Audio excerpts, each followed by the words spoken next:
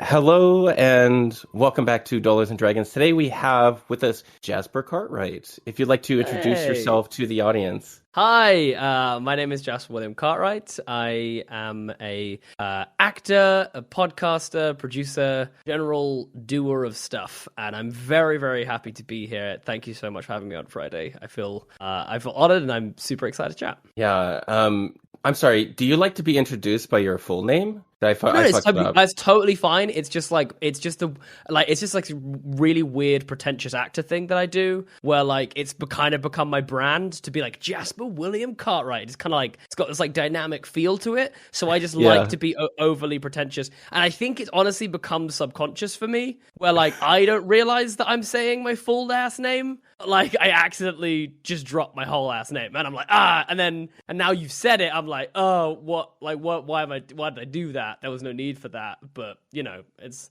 my brand now, and I'm just gonna deal with it. You know what I mean? I feel like there should be like a lord or an esquire in there. I have thought about it because you can purchase a peerage in the UK, so I could sort of. I don't think I could get. Wait. I think I could get like an esquire or something. You can't purchase a lord, but you can purchase like. Are you telling me that it's all nepotism? I'm not telling you, and for all those listening at home, I'm not winking. You know what I mean? Because the king is listening right now, and I can't. There's certain things I'm not allowed to say. Damn. Still feels weird saying king, by the way. Do you have the royal guard about to kick in your door if you like whisper anything negative about the king? Yeah, and they got those big hats, so it's gonna be a struggle for them to get in the door. So you know. Yeah, you've got to be pretty fit, I guess, to be one of those guys, right? Yeah, it's like a horrendous. We did at drama school. We did this exercise once where we basically had to like stand still for 2 hours. And it was part of like teaching us rigor and all of this stuff. Honestly, after about half an hour, I thought my knees were going to explode. Like it was one of the most excruciatingly painful experiences of my life, and it was just standing still. But you start going like lightheaded, you lose your balance, your knees are like on like fire. I couldn't believe how painful it was, and then just the idea that there's these dudes in like full military garb with these heavy hats and guns and whatever, just doing it for like hours on hours every day. I'm like, oh, that takes some stamina. Yeah, you definitely just triggered like all of my military memories of like being in boot camp. I apologize. No, that's okay. That's okay. It wasn't a deep, depressing trip. We are going to take that turn. Yeah. What's the most negative thing someone has ever said to you on socials?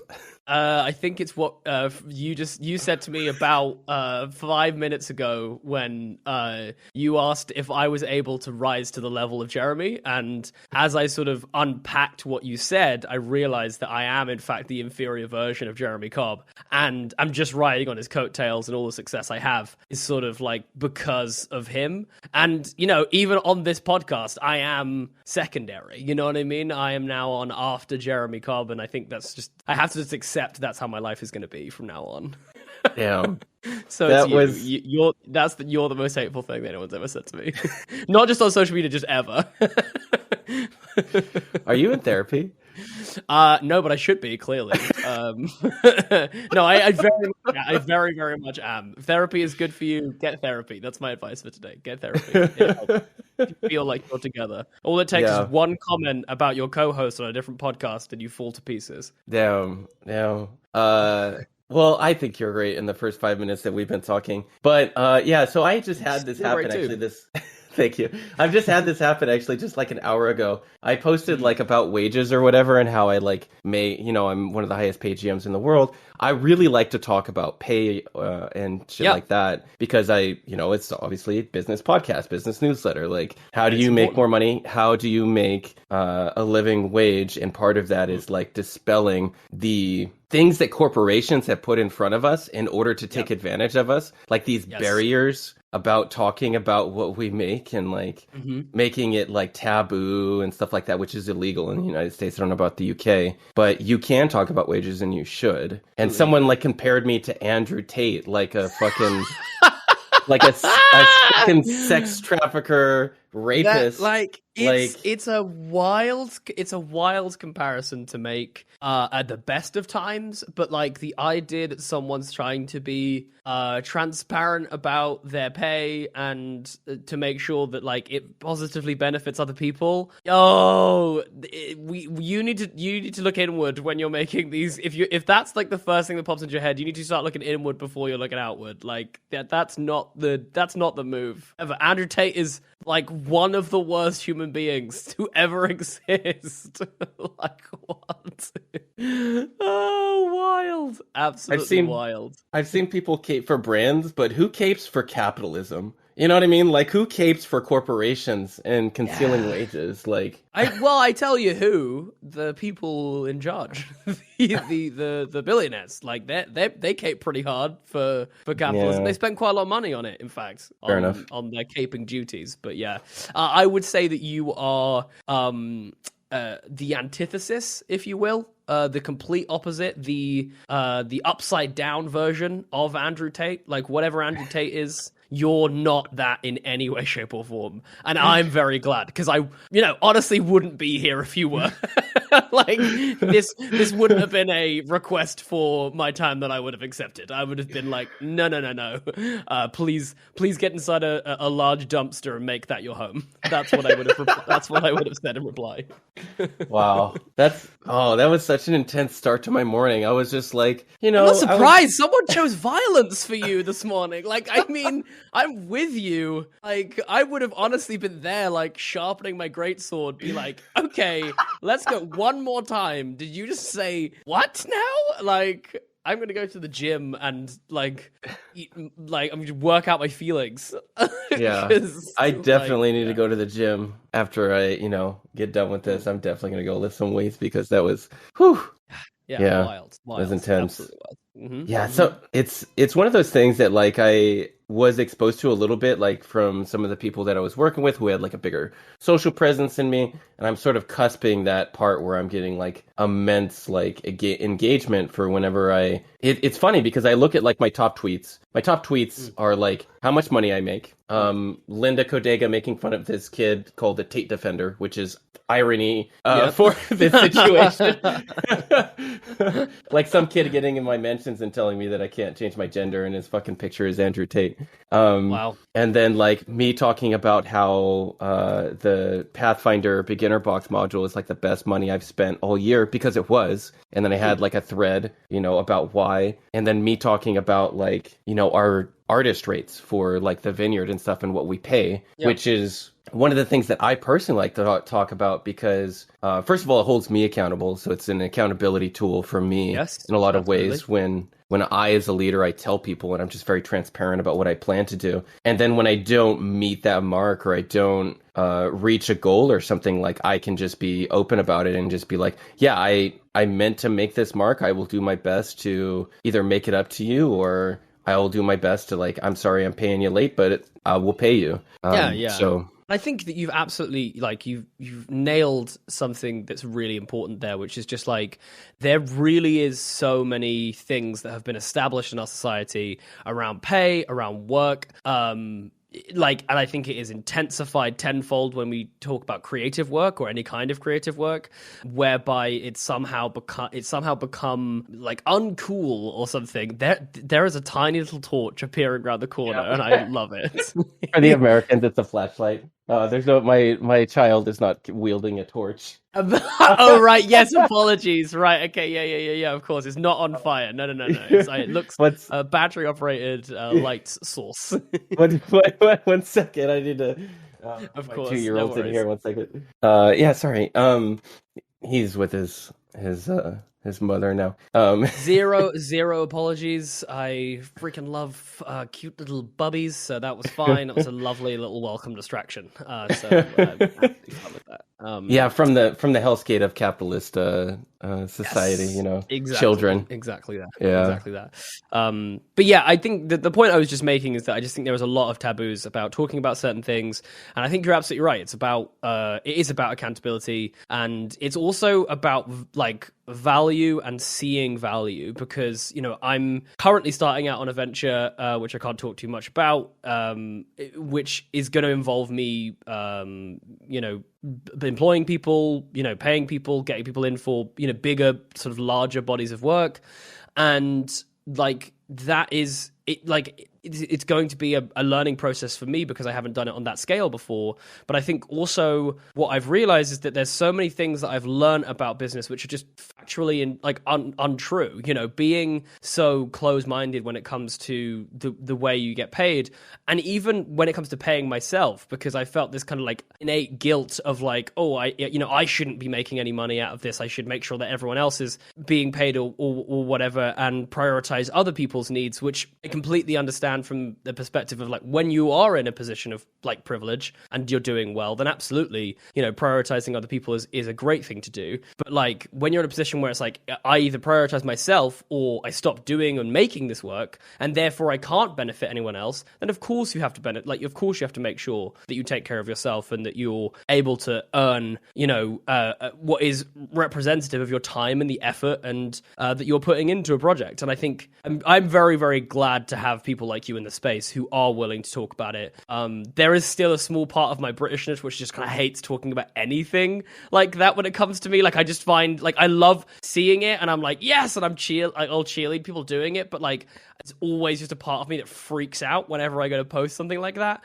Like, whenever I like go and like ask for anything, I'm like, hey, it'd be great if more people signed up to our Patreon because, you know, it costs money to make the things that we make. Like, I hate doing that, but actually, you know, the more people we have like you in the space who are just like, hey, I'm just going to be honest, like, we need to talk about this stuff. The more we normalize it, and the more I think we can all, as an industry, as a collection of people, and especially as a collection of creatives, we can actually move forward and get some stuff done, which is only a positive thing. So I'm glad that you did a massive Andrew Tate impersonation today. Yeah, I really took one for the team there, because you really did. I'm not the hero that you want. I'm the hero you deserve, you know? Yeah, absolutely. Let's shift gears here to talk about your formal education, and then what was that like for you, and how has it informed your current work? Yeah, so I guess like the biggest thing to talk about is probably drama school. I went to drama school like 10 years ago now, which is absolutely horrific feeling, because it feels like, that was yesterday, right? No, definitely not.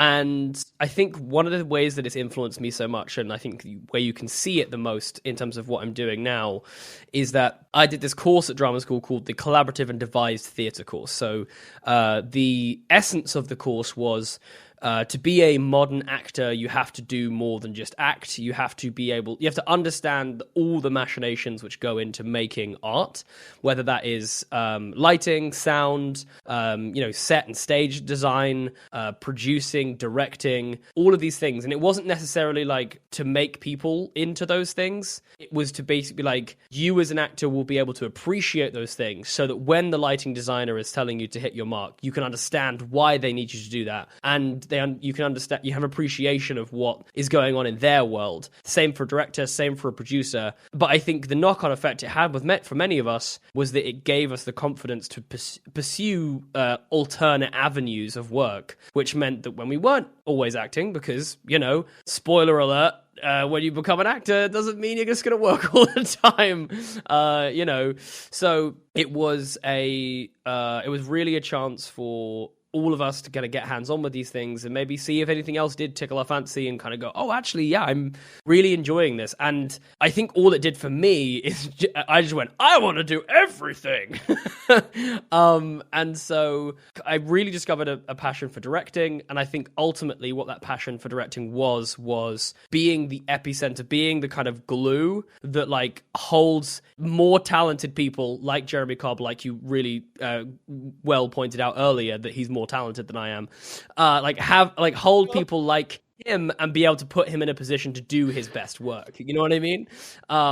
That's the joy for me. And, you know, to a certain extent with Three Black Halflings, I feel like I've been able to do that in, you know, and obviously I'm not saying that I'm not taking credit for any of Jeremy's work, but like it's through us working together that Jeremy is now, you know, doing some of the amazing things that he's doing. And that is a really big sense of pride for me. And I love that feeling. I love that sensation of being the kind of the glue of, and bringing these talented people together and then putting them in a position to do their best work. Like that's the thing that I really learned at drama school. I really enjoyed at drama school. And I think that the reason why when you know, I always struggle because people are like, oh, you shouldn't put too many, you know, you shouldn't say you do too many things because otherwise people will think you're just sort of a jack of all trade and whatever. And I'm like, yeah, I mean, I kind of am. I'm master of none of those things, but I really enjoy it. And I really enjoy being like a kind of a fixer and I enjoy that role and it served me well so far. So I'm just going to kind of keep on doing that, really. Yeah, I think I relate to you in a lot of ways because of my role in the Vineyard, in which I am mostly a facilitator. I mean, I'm still writing like 30 to 50% of the book because that's how I can afford to release the book because I want to pay people fair wages. But yeah, so I really enjoy working and collaborating with people. And like, if there's something that I can do to help someone that I personally believe in and I love working with, if I can help them be successful, a joy unto itself. Like it's a very unique feeling. It's like there's something about it that's like it's camaraderie and it's like creative togetherness. Like I don't know how else to explain it. It's like I kind of always describe it as like it's a bit like cooking in the sense that it's like every ingredient you add enriches the dish, and so it's like, you know, if you just cook, like if you imagine yourself as like the pasta, if you work by yourself, pasta is good. We all like pasta, but pasta with like sauce. Pasta with like, you know, a little protein, you know, of some description.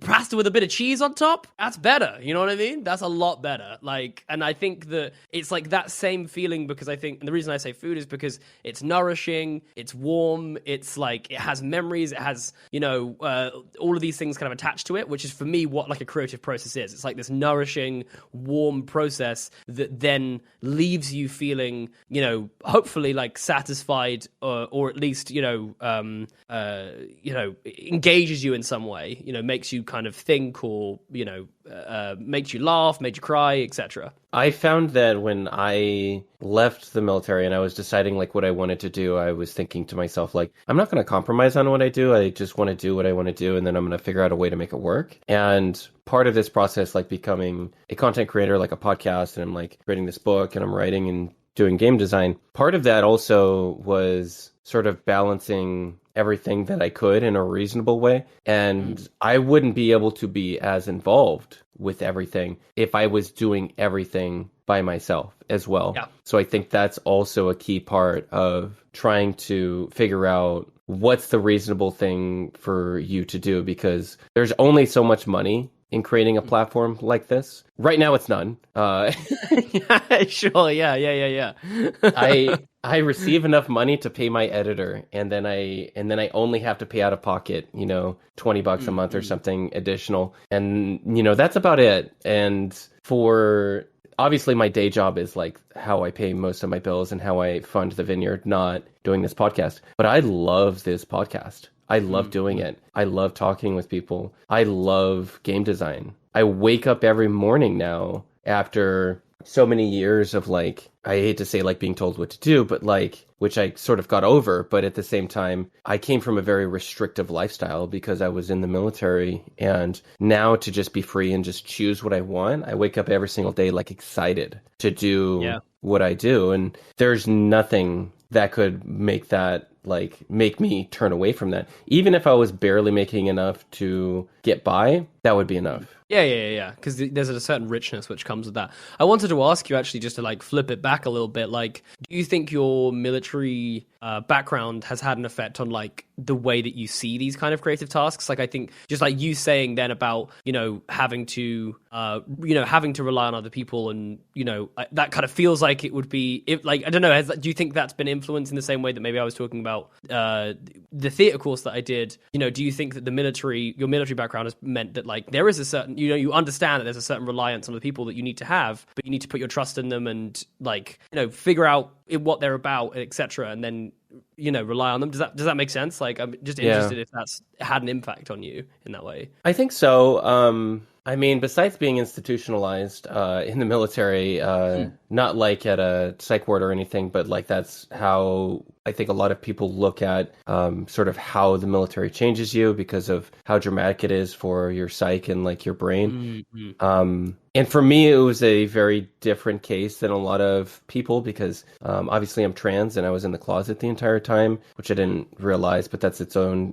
conversation. But like for me, like finding a group identity is very important. And when I was leaving the military, I remember like having my gender crisis breakdown, not knowing what it was, and me just like crying for hours at a time, like in my bed in the barracks, like waiting to leave the military and knowing if I was ever going to find a sense of community that I could really love and trust and help succeed and feel all of those feelings with again. And I like to believe that I have attempted my best, and I currently am like living in a way where I am creating that in some small measure for other people when they work with me, or I try to do that. So I'm not the best team leader. I don't think I ever will be. I've got things that I could do better. I find that going back to relying on other people, I think that when you give people the opportunity to surprise you and impress you, I think they will. As long as you are working with the expectations of where you and the other people are at for their level of professionalism and their skill. If you give people the room to really perform and enable them to be able to perform, and you create a space where they can do their best work, then you're going to see their best work. Yeah, and part of that process is being supportive and helping create that in a way that's meaningful and not just superfluous or like, just surface level, like you can do it. Like that doesn't matter. What matters is, are you actually providing them what they need? I mean, just as a creator and a director on this project, I've gotten on like a call with people to just co-work with them because it helps them write. And I sat there for hours doing my own thing. And then they would ask me a question once in a while that helped them write more. And being available to do those things, you only have so much gas in the tank. If you're in like a leadership role like that, like a creative director, or you're the producer, that's really like, in my opinion, your responsibility, because if not you, who's going to do it? Who's going to enable these people when you're the producer? Like you have to be able to get the best work out of people, because I think it's the biggest skill, I think, for a producer. I think it's the biggest skill that you can have. I think it's great to be, obviously it's amazing to be organized and whatever, but I've met so many people who are incredible, so organized and whatever, but wouldn't necessarily make great producers, because I just don't think that they possessed the ability to kind of like recognize those things. Like you said, being like, okay, like, ask the right question. Like, would it benefit you if we hopped on a call and like, I was just there? Like, it doesn't, mean that you'll change your desk. It's just like, hey, like if you need to ask me a call, I can be there for you. I can be like, and I think it takes a certain level of empathy and skill to kind of recognize when someone needs that, or when someone wants a kind of different kind of support than maybe you've given them to that point, and then enact it in a way that actually benefits that person. And it's not easy, and it's definitely a learning curve. And I think to your point about being like the best leader as well, like I don't think that it's like it's much the same approach that I have to acting. It's just like I don't think you ever finish learning that thing, because people are always changing, people are evolving, people always will have different wants and needs that they in order to do their best work, and so therefore you're always going to have to adapt and change your style. I think it's very, very clear now that what got the best out of people 50 years ago is extremely different to what gets the best out of people today. The motivations are different, the working environments are different, so we have to be able to adapt and enable people to do their best work. I think it's like you said, it's definitely one of the most enriching and positive aspects of being in that kind of role, for sure. One of the things I really gravitated to in the military was being like an instructor and like being a coach. And when I ended up, so I was a martial arts instructor and I was a water survival instructor for like the rescue swimming type stuff. And then I also did like I was like a machine gun squad leader and like a platoon sergeant, and I was also a recruiter. And so I was used to like kind of building people up and figuring out how do I get the best work out of this person and like care about them just holistically as a person. And I think a lot of that has really translated. At least I hope so. I think I'm stretched a little thin a lot of the time, and I hope to take more time after this Kickstarter in April. But yeah, I think a lot of those soft skills are getting ignored with our digital format that we have for these events and stuff. And I think those are very important to getting the best work out of people for creative fields. Yeah, absolutely. I was literally thinking about this the other day about how I think it's been such a positive thing, this kind of move to working from home and all of that kind of thing. I think it's like really, really positive, and it's in terms of accessibility, I think it has really positive and kind of wide-reaching ramifications. But I also think just the being in a room with people and being able to see those cues, being able to like really be able to care for people in that way. And I think that is something that like we need to find the balance of, because I do think that that's something that you're right is kind of does suffer a little bit when you're always just in that digital format talking on Slacks or whatever it is. It's hard to know when someone needs a little something a little bit different, or the team needs a boost in morale, or you even yourself. I find that when I'm in the office or whatever, it's much easier because I'm in somewhere and I'm kind of in work. I find it easier to like take a break, for instance, like go for a lunch. Whereas when I'm at home, I'll just be like, oh, just keep going. I need to get through this work. And you suddenly feel guilty and things like that. So yeah, I definitely agree. There's definitely some balance to be found, I think, with the way things have shifted. Yeah, I think a lot of people get kind of fixated, especially when they're trying to come up in any particular space as a creator. They're worried about the next gig instead of the gig they're at. Yeah. Oh, yeah. I mean, I'm still guilty of that now, but yeah, absolutely. That's a big one for sure. That feeling of FOMO, yeah. Yeah, and I think it's also just that feeling of like panicking that like if you can't be available for the next thing, that there won't be a next thing. You know what I mean? And it's very, very, very easy to do that. Very, very easy to do that and miss the opportunity, like maybe the big opportunity that you're currently being given right now.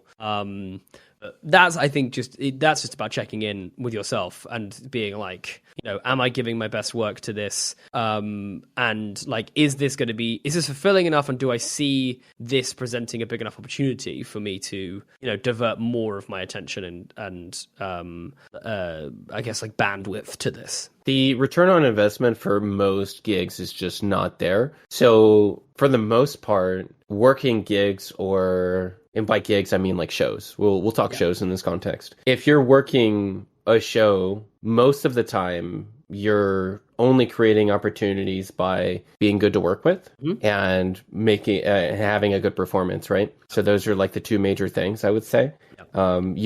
You're the professional actor here, so. No. That's literally it. That's literally it. And I would say that being good to work with is probably more important, honestly, because like I think like especially nowadays, there's so many performers, there's so many actors, there's so many people out there that want to do what I'm lucky enough to do. I genuinely think I've made my career out of just being like turning up on time, being a positive force in the room, being like I'll never like I'm not going to be like someone who's like going who's like breaking any like I'm not like going to stay extra hours and do all that kind of stuff because I'm very much like this is the time I've been booked for it. But whilst you have me and I'm here, I'm going to give you my absolute best. I'm going to do you the decency of being honest if I'm feeling not at my best. All of that kind of stuff I think feeds into a lot of the reasons why I've been asked back to do work afterwards. And I think that has had a bigger impact in terms of like the knock-on gigs, those ones that I've booked because I've already worked with them, rather than any kind of big job I get just like through my agent or whatever else it is. And actually I think people I think that it's very easy to kind of look at like big films and be like, oh, that director always works with the same actor and it's all horrible nepotism, and I completely understand where people are coming from, because I think that we're obviously seeing a lack of opportunities then falling down. I think that's a very niche case in terms of like these massive budget movies, but it is about trust, and it is about Jordan Peele trusts Daniel Kaluuya. You know what I mean? Jordan Peele goes, you look right, you act right, and you are like my guy. I know that if I need something, if the chips are down and I've got a studio breathing down my neck because this day of filming, $500,000, you know what I mean? That you're going to be doing the work. And, like, that's the reason why Jordan Peele keeps going back to Daniel Kaluuya. If Daniel Kaluuya gave the same performance in Get Out, but was a complete asshole, Daniel Kaluuya's not back for, like, the rest of them. Do you know what I mean? And I think that people we forget that. You know what I mean? Everyone's like, oh, it's because they give such virtuoso performances. It's like, nah, it's not necessarily, that definitely helps. You know what I mean? Don't get me wrong. Yeah. If you're an Oscar-winning actor or whatever, that'll definitely help you. But, like, I have definitely found, like, it's shifting even more so, like, the further I'm getting in my career, and I think the more that things are getting, more expensive to make and produce and everything, that trust element is a huge part of it. And, we even have it on Three Black Halflings. We'll even have it where we're like, we've been so fortunate with all the people that we've hired for actual play, in that they've turned up and they've been incredible. I can guarantee you, if someone turns up and gives an incredible performance on one of our things, but is like constantly late or missing stuff, or, kind of messing us around with availability or whatever else it is when we're paying them, and they've agreed to this and everything like that, best know they ain't coming back. Like, yeah. And that's not because I maybe don't love them as a person. It's not because I don't love their performance. It's just because, like, we have needs as a show in the same way that any employer has needs. And this is not me defending like big corporations by any stretch of the imaginations. This is me defending content creators. People are out there that just are trying to make the best work and art that they can. Trust is a huge, huge part of it. And being hella professional is a big part of that, a massive part of that. Yeah, you produce Three Black Halflings, right? Yes, yeah, I do. Sorry, I asked that question right as you were taking a drink of water. No, that's okay. It's my own fault. I mean, I'm on a podcast. Why am I trying to hydrate right now? Yeah, how dare you? You need to have a dry throat on this to give people the authentic experience of you giving it your all. They need the dry, scratchy throat. That's what they need. That's what they need to be hearing. So my segue into that question before we got caught on the joke. So for you being a producer on Three Black Halflings, you've seen like a lot of stuff as far as like people coming in and stuff. And then can you talk about a little bit of what the hourly is like for just one episode of Three Black Halflings and how that's broken up, and then including the communication and everything? Yeah, sure. So in terms of like the fee and stuff like that, like and this is like what we expect of people, and is that what you mean? Just so I can clarify for the yeah. So I think that we did like an hourly of like $25, I want to say, on the last one, because the conversion gets a little bit weird. But what we would generally, what we'll tend to do is we'll do like an episode. We'll do like an episode rate, but like the episode is broken up into like it is a commitment of this many hours. If we go over this many hours, then that effectively goes into like an overtime pay. So I guess that would work out as like it's like, I don't know, 150 or something like that per episode, and then it'll get broken up into like we'll pay more and that's just for a player's rate. We like if like a GM comes in or whatever, it's I think it's like double basically.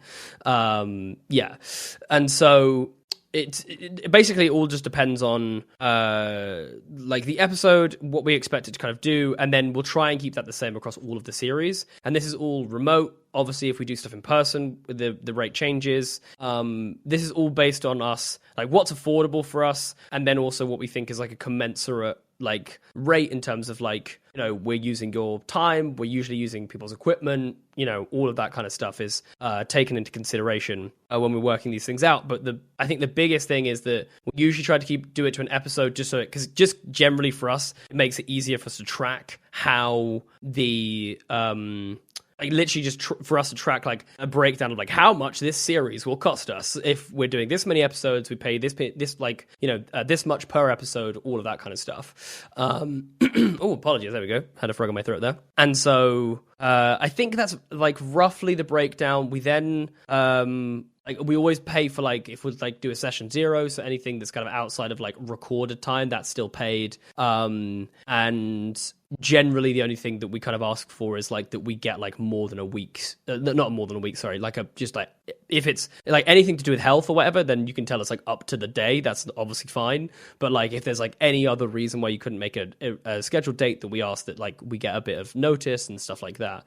But we are actually, one of the things that we're instituting at the moment is like getting a performers contract, because it's something that we haven't done before, purely because we've been kind of small. We haven't historically paid as much, and we haven't been kind of so expectant of people as performers, as actors. You know, a lot of the time in the past it's been like friends of ours who are performers and actors who are helping us out. We're now kind of like really trying to get, you know, people in to do specific roles for us and stuff like that. So that's part of a learning curve, but hopefully that roughly answers your question. Yeah, it did. I do want to talk about I do. So now I have a frog in my throat. Hold on. Yep, there we go. As soon as one happens, then you know it jumped over to you. It's an epidemic, you know. For y'all, you are one of the biggest Patreons like in the world, which feels perhaps weird for me to say, but at the same time, you only make enough money for perhaps part-time or a low-paying full-time job for one person based on your Patreon, which I think is wild to have those two things in the same fucking sentence. Yeah. Especially when you look over and you see some of like the Patreons of like, like that have just been launched, for instance. And I love all the people involved and I'm so happy for them. But I was like, why can I just have like 5% of their patrons, please? Like, that would be so nice. That would be life-changing. Yeah. So yeah, it's definitely, it feels an incongruous thing. And you're absolutely right. It is, we are neither myself, Jeremy, or Liv are paid anywhere near commensurate with the amount of work that we put into the show. We get helped from like ad revenue, but like it still pales in comparison to our Patreon revenue. And our Patreon revenue isn't a lot.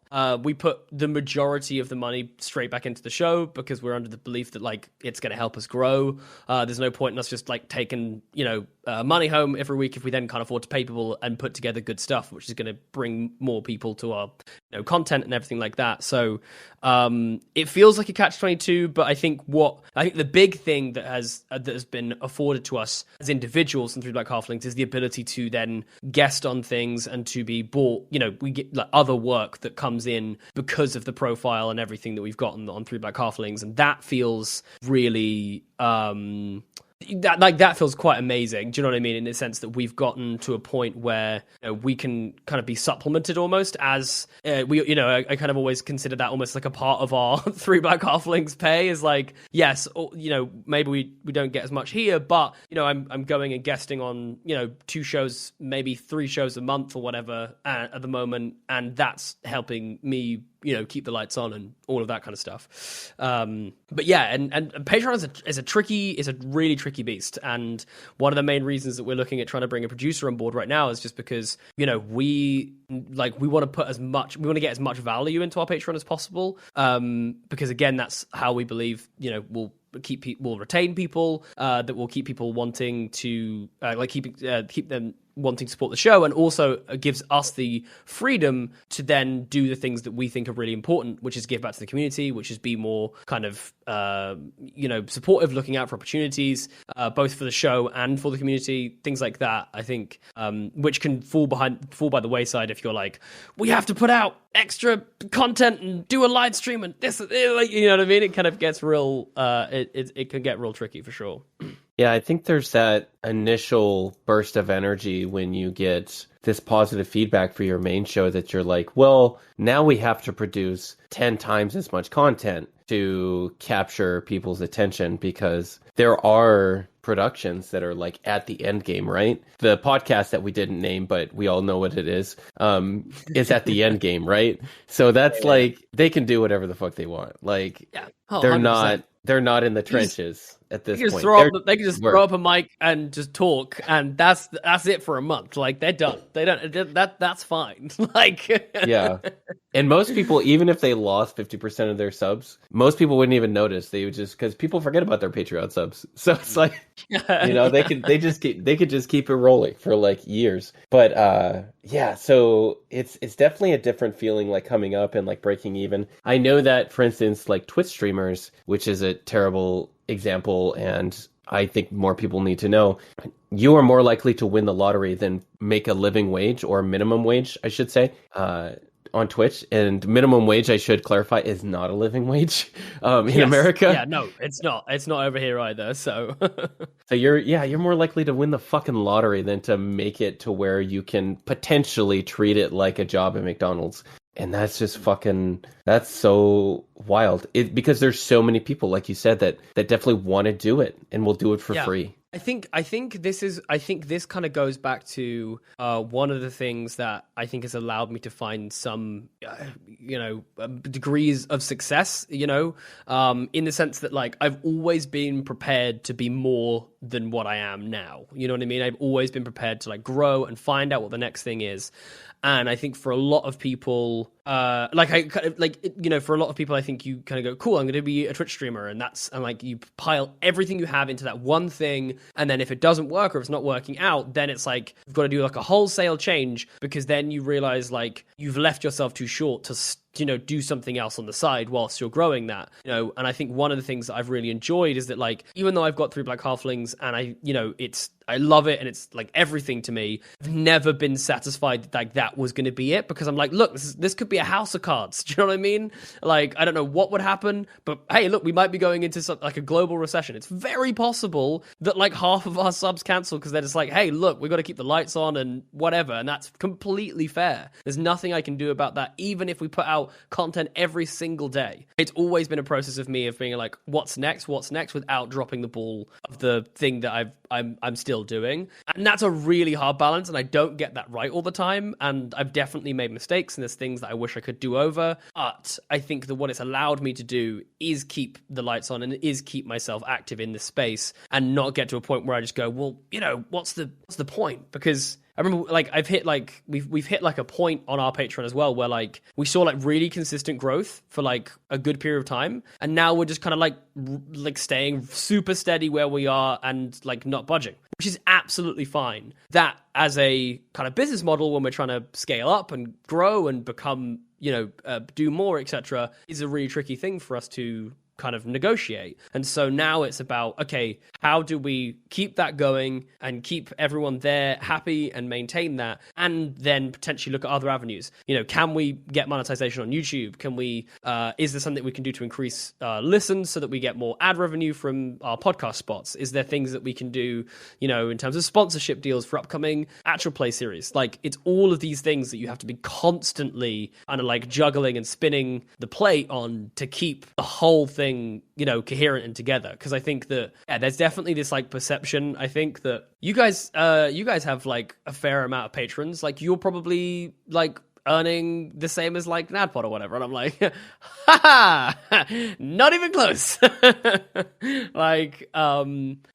Yeah, absolutely. I think it's a tricky balance. It's a task that I'm very much reveling, and I definitely feel like we are in a very privileged position. I'm always reticent to say privileged in the sense that like we've worked really hard. I'm so proud of the 3BH team and like everyone that's committed time and effort and energy to help us get to where we are, because like it's been a slog for a while, and we're still not at a point where I think, just as a trio, let alone all like other people, are getting kind of paid commensurate with our time and things like that. So it's definitely a balancing act, but one that I'm enjoying, and much like you said, I wouldn't trade for the world. You know what I mean? Like, if you told me I could go and earn 5 times the amount of money doing something else, I'd be like, screw you, I'm not doing it. 3 Black Halflings is my lifeblood. Do you know what I mean? I would not give that up for all the tea in China or whatever, like the phrase is. So yeah. All the tea in China. I haven't heard that one. Okay. I think this is a super old English one. I don't even and I honestly don't even know how much tea they drink in China. We probably drink more here, honestly. So I'll say all the tea in the UK. There we go. All the tea in England. I got to speak about things that I know, and that's what I know. Fair enough. For diversifying your income, how has your website worked out for like booking both GM gigs and other opportunities? Because you do list a few different services on there, like consulting.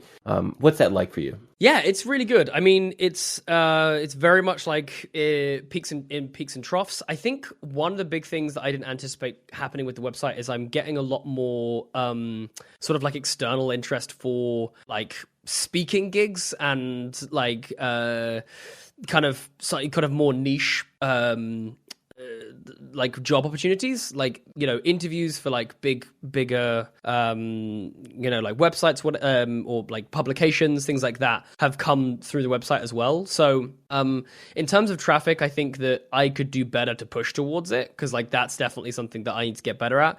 But I think the thing that has helped me the most is the fact that it's lent me a level of legitimacy which people can then trust when they are inquiring or booking or, you know, whatever else it is. It's not me just saying like, you know, oh, hey, by the way, I'm a good dungeon master and like you should hire me. It's me saying, look, I've invested time and money and effort to show you the kind of standard that you can come to expect, like when you hire me. So that's like what I'm trying to do with that website, is I'm trying to be like, if you go on that website and there's, you know, it's like, I'm trying to make it look how I would, you know, kind of give you the same feeling of like how it would be to like hire me to work with you on something or to GM for you or, you know, whatever like that.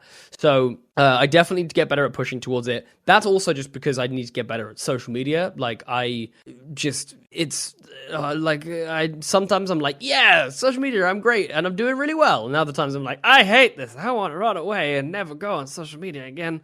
And so, you know, some weeks it's great, some weeks it's not great. So that's definitely still like a learning curve that I'm doing. But I think the website has been it's been really beneficial, I think, just for like I said, like lending that legitimacy to the services and things that I provide, for sure. Yeah, definitely presenting yourself as a professional, even if you're just starting out, and taking those extra steps, I think makes a huge difference in your impression on people. Because sometimes your first impression on someone and working with you is your website or is your profile, which for me is not good because that's my Twitter profile. But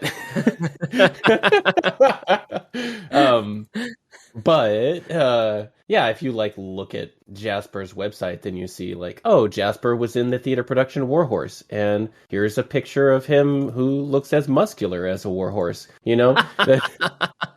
I thank you very much. I appreciate it. It was much time and dedication that went into that physique. So yeah. Have you really like changed like your lifestyle as far as like staying fit, and now that you work at home, correct, or you work in like a studio, as opposed to like theater acting, which is a lot more physical, how has your life changed in that respect? And have you noticed like a big shift in what you do physically affecting you mentally and like your energy levels? What's that been like for you? Yeah, 100%. I think it's something that I've really struggled with. And like my fitness will go in kind of real peaks and troughs. Like I find that with my fitness, I get like hyper focused on it, and I like really look after myself. And then other times, like I treat my body like a dumpster fire. You know what I mean? It's like there seems to be no in between. And when I've got like a focus and there's like a reason and stuff like that, I'm really into it. And I think that part of the main reason why I found it really tricky at times is just because I really enveloped myself in work as much as I could. Once I kind of left, like I kind of quit the day job and everything, I was like, I just have to work constantly because I'm so terrified that I won't have any money and I have a mortgage to pay and I want to start a family and you know. So I think that definitely didn't help that I was like basically just forcing myself to work all hours of the day, which meant I wasn't taking proper lunch breaks. I wasn't, you know, exercising and all of that kind of stuff. But exercise has a huge impact on my mental well-being. I absolutely love it. I trained as a dancer for 4 years and wanted to at one point be a dancer, but then basically decided I went to like some auditions for like dance colleges in London when I was deciding between that and drama school, and weird thing where I basically like half fell down like the stairs on the way out of an audition, and like felt my knee tweak like a tiny bit. And this is like 20-year-old me, so I felt invincible. You know what I mean? And I remember just looking down at my knee and being like, why bust my knee then? I'm just out of, like, I can't work. And that thought terrified me so much that I never went to another dance audition. Like, I was like, I can't, you know, I was so terrified about the idea of my career just being like upended because I'd, you know, have an injury, and that would be that, you know, that would be it. So I think that like fitness and things like that has always been like a big part, because I, you know, consider myself to be a very physical actor. Kind of, I really enjoy techniques like animal studies and things like that. I like embodying a character physically, which is why I've just adored getting to do video games and stuff like that. But yeah, I would say it's a big part, and it's something that like I'm better at when the more I act and the more I'm kind of like the more someone is telling me to be on my feet, the more that I'll just kind of naturally fall into like a really good rhythm. I definitely find it hard when I'm like doing office-based jobs or podcasting all the time to then, you know, be like, cool, I'm going to take 2 hours out of my day and go to the gym and cook some food and all of that kind of stuff. I was just thinking about that was like, there was the juxtaposition of like that story where it was like, that's the sexiest thing anyone has ever said on this podcast, followed by that is the most tragic thing said on this podcast. Incredible. I'll take it. Yeah, I actually had no idea that you had trained to be a dancer. Maybe Jeremy told me, but I forgot. But that's super cool.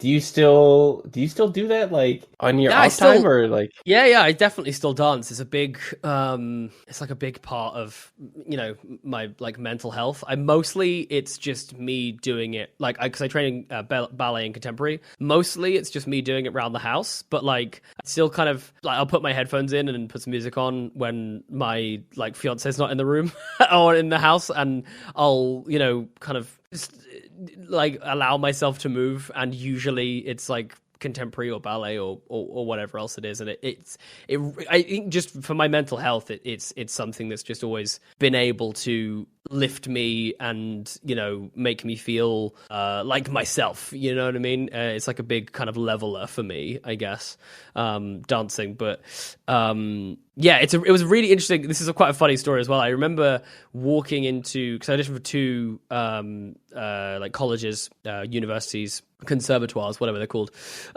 in London for dance. And honestly, walking into a room as a straight black male into like a dance audition, I've never felt so much like a unicorn in my life. Like the teachers and everyone were just like, oh, whoa. Like we do, like they were like, please come here. Like even if you like suck. Whispering to each other like, oh, he's straight. He's straight. He's straight. He's definitely like on. Like it was just, you could feel them just being like, "We will pay you to come here," because it was like I was like the lesser spotted, you know, thing, like a contemporary, you know, dance like conservatoire. They wanted to put like glass up around you, like so that people could just observe and not touch. Like yeah. Be like, this is real. A straight brown male who wants to do dance. It's like, it was, yeah, genuinely quite an interesting experience going to some of those auditions. So I apologize to anyone out there who was excited about the prospect of me joining the conservatoire, but my knees scared me.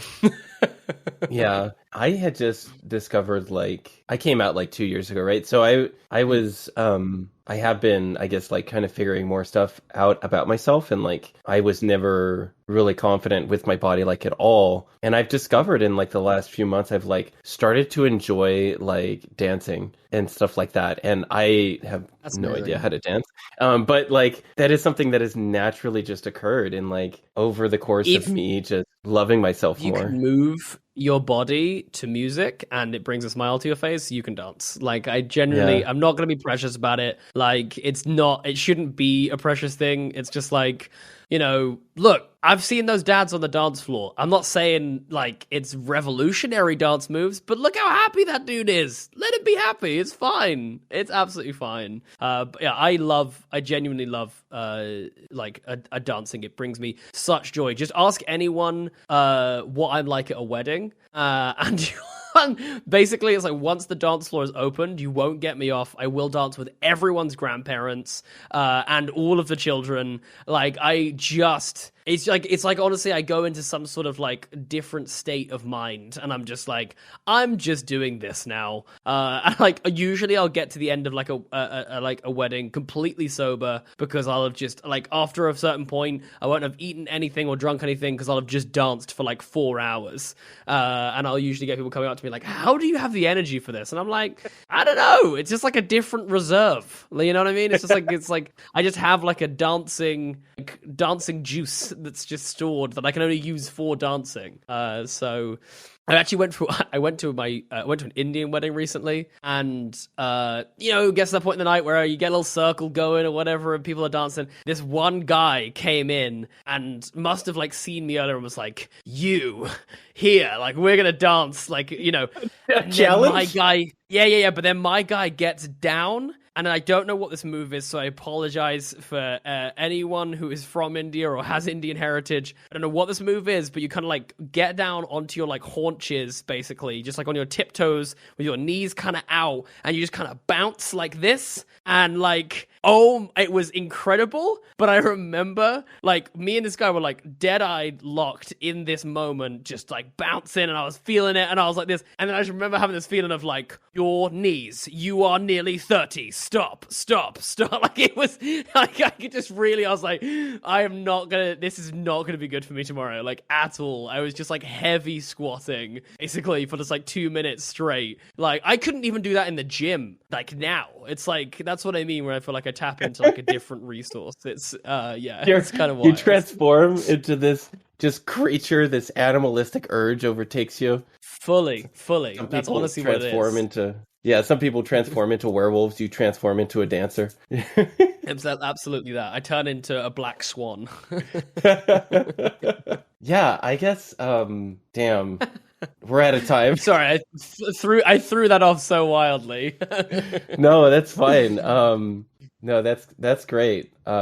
This has been really fun, Jasper. Yeah, this has been absolutely great. I really appreciate, and I also appreciate just like having a really honest and frank conversation about like money and success and stuff. It's really refreshing and super nice. So, genuinely, thank you so much for having me on. And I look forward to us getting to do more stuff together. Yeah.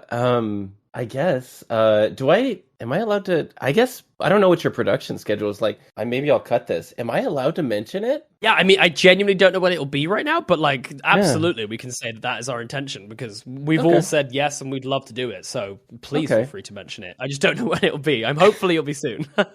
Yeah, we'll see. I guess I got invited by Jeremy very graciously to GM on 3 Black Halflings, and I'm going to be running Thirsty Sword Lesbian. So I'm super looking forward to that. And I guess I have to read up on more dancing so I can be fucking ready for you. Yeah, we will have a dance off halfway through. That's a contractual obligation for Black Halflings. So I don't know if it'll be straight though. You're gonna, part of the game is being queer, right? Sure. Yeah, that's fine. I can do that. It's fine. My mum's a lesbian, so I feel like I've got like half. Oh, really? I'm like halfway. I'm like, hey, mom. Okay, I'm gonna need you to help me out here. I'm gonna play this game. I may need you to draw on some of your experiences. Can you kind of like tap you in for a second? That'd be great. Yeah. Cheers. That's wonderful. Thank you so much for coming on, Jasper. Did you have anything that you wanted to talk about? Oh, we need to talk about your video game. How much time? Yeah, absolutely. Let's go. What was it like, what did you work on? Everything. Cool. So yeah, I've been very, very fortunate over the last couple of years to work on how many? I think I've done 4 video games. I think like one of them was a mobile game, like 2, and then the other 3 are kind of console games, and one of them in particular is a AAA game, which I was very lucky enough to be playing one of a kind of a leading role. And it's been an incredible learning journey as an actor because it's an extremely different vibe. It's also actually worth saying I'm going to be in a feature film, an animated feature film, which is really, really exciting. Again, such a different vibe as an actor when you're so used to, sitting down with the script, working through stuff, getting a feel for it in your body to, if you're doing VO for a video game, they literally, you walk into a booth, have no idea what you're doing that day, like zero clue. Maybe if you're lucky, you know which character they want today. Because like I'm doing one that's kind of ongoing at the moment where I'm playing at the moment I'm up to 7 different characters, just doing various accents and voices and stuff like this. So if you're lucky, you'll know what they want from you, but otherwise you have no context. You walk into a booth, they stick a microphone on your head, or you put a headset on, or whatever it is, and you've got like a spreadsheet in front of you, and it's literally like an Excel spreadsheet, and they're just going through, just scrolling down as you're just reeling off these lines, and you get maybe, if you're lucky, like a one-word context, maybe, and that'll just be like outraged or something, because it will be all like dialogue tree and stuff like this. So I can't tell you how much I love the voiceover and motion capture. Those 2 elements of it, some of the most fun I've ever had, because again, it's like there's something about it just lets you get into a flow and into a rhythm. After a while, like you just get into a good flow with this kind of sight reading, which I hate because I'm super dyslexic, but I don't know, somehow my brain switches into like a different part where I stop freaking out about the words and I just focus on the acting, and suddenly I stop stuttering or mixing words up and things like that, which is kind of cool. So yeah, it's like super enjoyable by getting into a flow. And then motion capture, performance capture is this sort of unbelievable intersection of like imagination and possibility. Anything that you can kind of imagine and think of, like, can and will exist in this like space that you're in. It's just up to you to like fill it with life. And it is honestly one of the most enjoyable experiences where you just get to, also because you have to commit so much to it physically. For me as a physical actor, as someone who studied dance, it's like, it feels like a homecoming almost. It feels like you're in the middle of theater rehearsals where you're just kind of in that playing phase, but they're capturing all of the gold and stuff that you mine and you find. And it's a really, really rewarding experience. I will say that it's very interesting working on like multiple choice and like quest-based stuff. There are scenarios where like might be literally in love with the player character. There are other scenarios where my character might hate the player character. And so like from one line to the next line, you're like, why, hello, how are you doing? And then the next line, it's like, how dare you show your face up here again? You know what I mean? And it's like, it's a real fun, emotional gymnastics. But I feel like as an actor, it genuinely feels like, I think it's like, this is like a terrible example, but for some reason it's in my head and it's fun. Like, I feel like, imagine just being like a really badass electrician. You go into like an office building and they're all freaking out because like the lights won't turn on, or they're all like on the fritz and whatever, and the TV's glitching and like everyone's panicked, and you just walk in and you just got tools. You get mad tools out. You got little detectors, little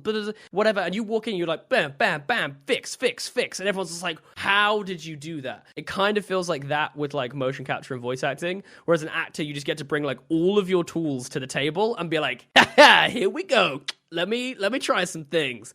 And it's like, it's just so much fun to actually be in a position where you get to do that, because so rarely do you get to do that. If you're in theater, like you've got one role, maybe 2, or you're understudying or something if you're lucky, but that's it. That all of the only bit you get to do is like the stuff you've rehearsed. Film, kind of the same, but it's also like, oh, you can't move your legs because we're in a tight shot and you can't shift or anything. So again, you don't get to bring everything. Motion capture, voiceover, it's like you get to bust out all the tools, and like usually for video games and stuff, they're looking for you to, looking for you to hit like a point, you know what I mean? Because usually these are very emotionally intense things that are happening.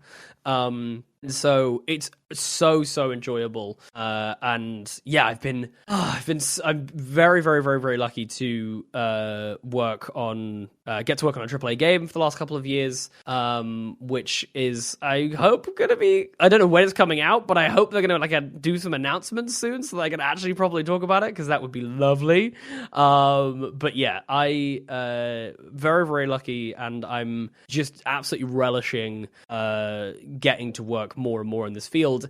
And if anyone is listening, terrible little self-fulfilling plug here, but I'm joining the podcast, which the Performance Capture podcast, which is hosted by the Victoria Atkin, who played Evie Fry in the Assassin's Creed series, and a very successful actress. And we basically talk about motion capture. We have amazing guests on and stuff like that, and I get to talk to some really cool people, and it's awesome because I'm like, oh, cool, you're like Joel in The Last of Us. Hi.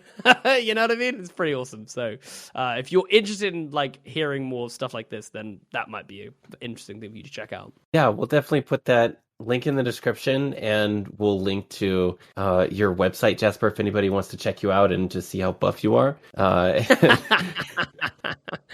Don't expect those standards right now. You know what I mean?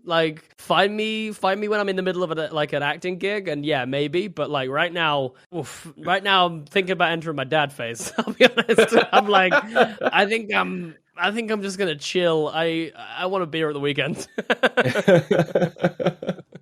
Thank you so much for coming on, Jasper. And I'm going to hit the stop button. Thanks so much for listening to the Dollars and Dragons podcast. If you'd like to support me, and more importantly, my editor who does all of the heavy lifting here, then you can subscribe to patreon.com/isfriday. And that is going to go straight to my editor. Appreciate it. Thank you so much.